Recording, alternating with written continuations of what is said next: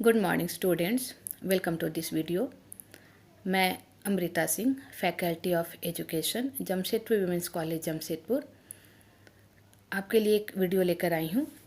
आज के वीडियो का टॉपिक है educational strategies for empowering women, महिलाओं को सशक्त बनाने हेतु शैक्षणिक रणनीतियाँ। मैं इस वीडियो में संविधान के द्वारा लिखित कुछ आर्टिकल्स के बारे में चर्चा करूंगी एवं उन योजनाओं के बारे में चर्चा करूंगी जिसके द्वारा बालिकाएं शिक्षा के क्षेत्र में आगे आ रही हैं तथा सशक्त बन रही हैं। ठीक है, तो सबसे पहले मैं बात करूंगी आर्टिकल 14 के बारे में, जो कि है इक्वालिटी बिफोर लॉ। आर्टिकल 14 के अनुसार महिलाओं को भी पुरुषों के समान ही कानून के समक्ष समानता का अधिकार दिया गया है। Now coming towards article 15।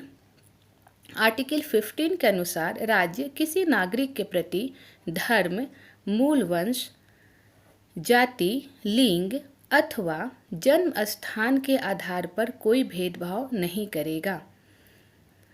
Now coming towards article 29 second. Article 29(2) के अनुसार राष्ट्र द्वारा पोषित अथवा राज्य निधि से सहायता प्राप्त करने वाली कोई भी शिक्षण संस्थान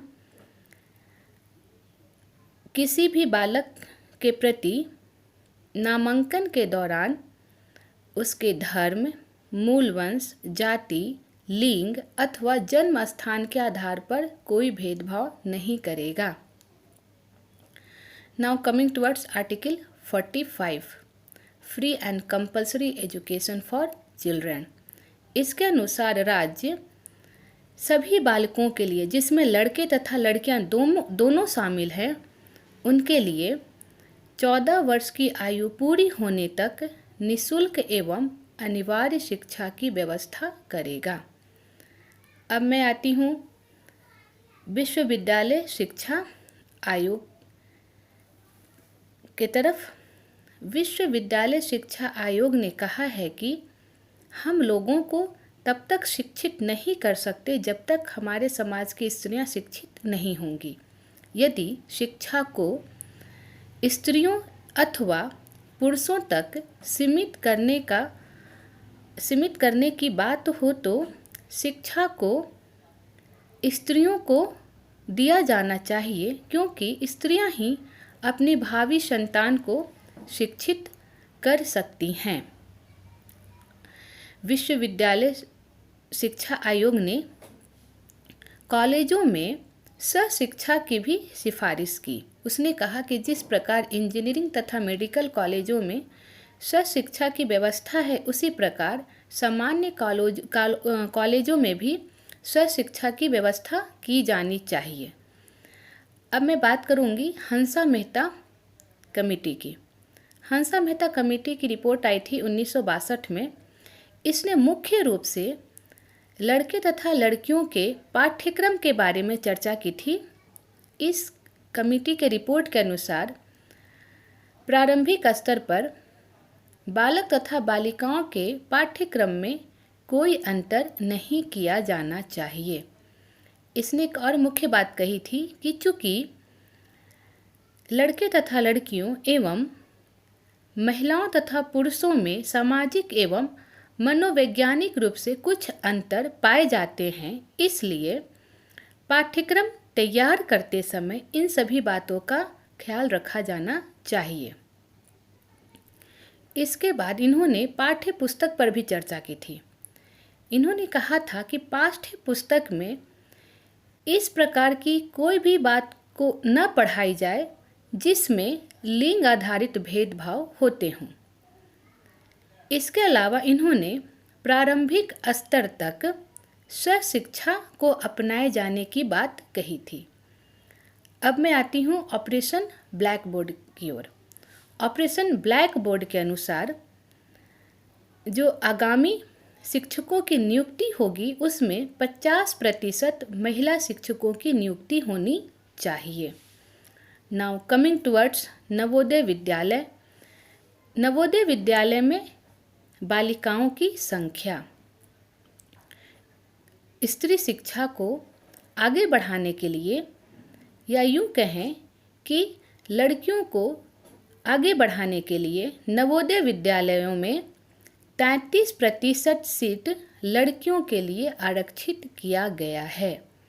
इसी ही कार्रवाई का यह फल है कि आज नवोदय विद्यालयों में लगभग 30.91% लड़कियों का नामांकन सुनिश्चित हो पाया है। अब मैं बात करूंगी सर्व शिक्षा अभियान के बारे में। सभी जानते हैं सर्व शिक्षा अभियान क्या है? सर्व शिक्षा अभियान का मुख्य उद्देश्य है प्रारंभिक शिक्षा का सार्वभौमिकीकरण करना, शिक्षा को सर्वसुलभ करना तथा शिक्षा में बच्चों को बनाए रखना। ठीक है, इसके अन्य क्या उद्देश्य हैं मैं अभी डिस्कस करती हूँ। सबसे पहले वर्ष 2003 तक 6 से 14 वर्ष तक के सभी बच्चों का विद्यालयों में नामांकन।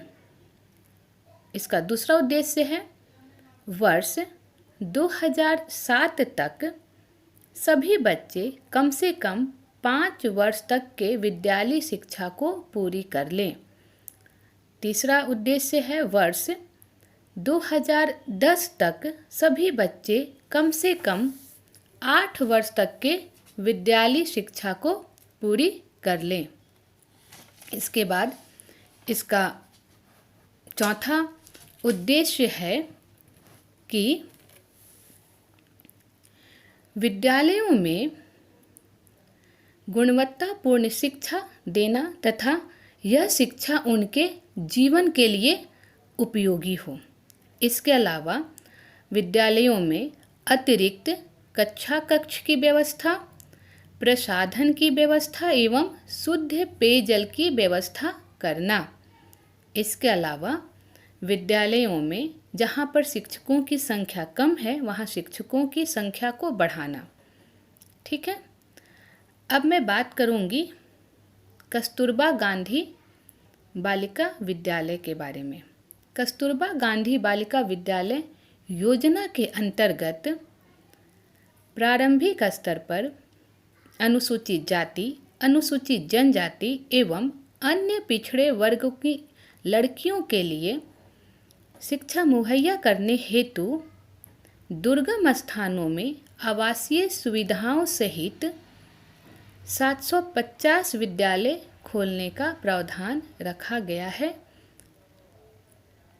ठीक है, इसके अलावा महिला समाख्या योजना, किशोरी शक्ति योजना इत्यादि अन्य ऐसे कार्यक्रम हैं जिसके द्वारा लड़कियों एवं महिलाओं को शिक्षित बनाया जा रहा है तथा उन्हें सशक्त बनाया जा रहा है।